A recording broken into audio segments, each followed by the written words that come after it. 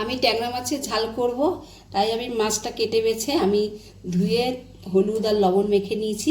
এবার আমি এগুলোকে ভেজে নেব।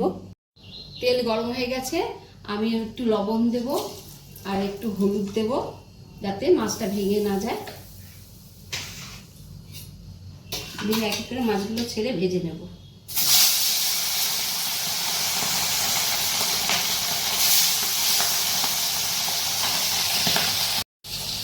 আমি এদিকে পেঁয়াজ, রসুন, লঙ্কা আমি পেস্ট করে নেব। আমার মাছগুলো ভাজা হয়ে গেছে, এবার আমি ওই তেলেতেই আমি পেঁয়াজ ছেড়ে দেব। পেঁয়াজ কুচি করে রেখেছিলাম, পেঁয়াজগুলো দিয়ে দেবো।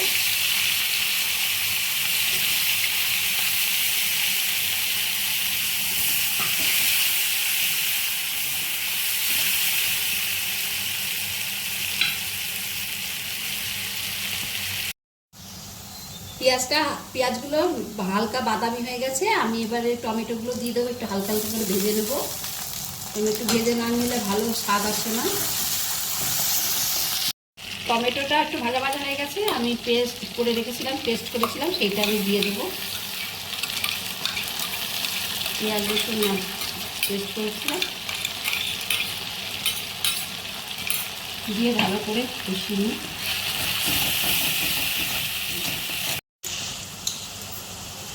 এই কষার মধ্যে আমি লবণ দেব,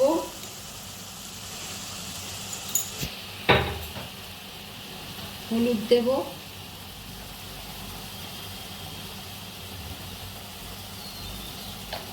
জিরের গুঁড়ো দেব,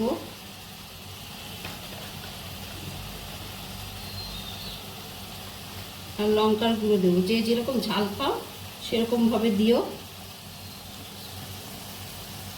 দিয়ে ভালো করে কষিয়ে দেবো।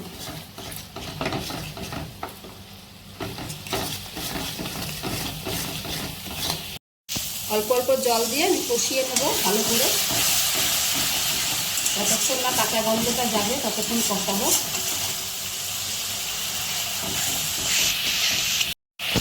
আর কটা কাঁচা লঙ্কা দিয়ে দেবো।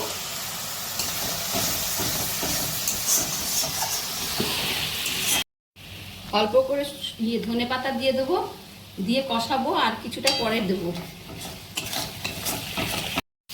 আমার মশলাটা কষানো হয়ে গেছে, এবার আমি পরিমাণ মতো জল দেবো। যে যেরকম খাবে, যদি পাতলা করে খাও তাহলে একটু অল্প বেশি জল দেবে, আর যদি গা মাখা খাও তাহলে অল্প করে জল দেবে। দুই রকমভাবেই খাওয়া যায়। আমি গা মাখা করবো তাই অল্প জল দিলাম।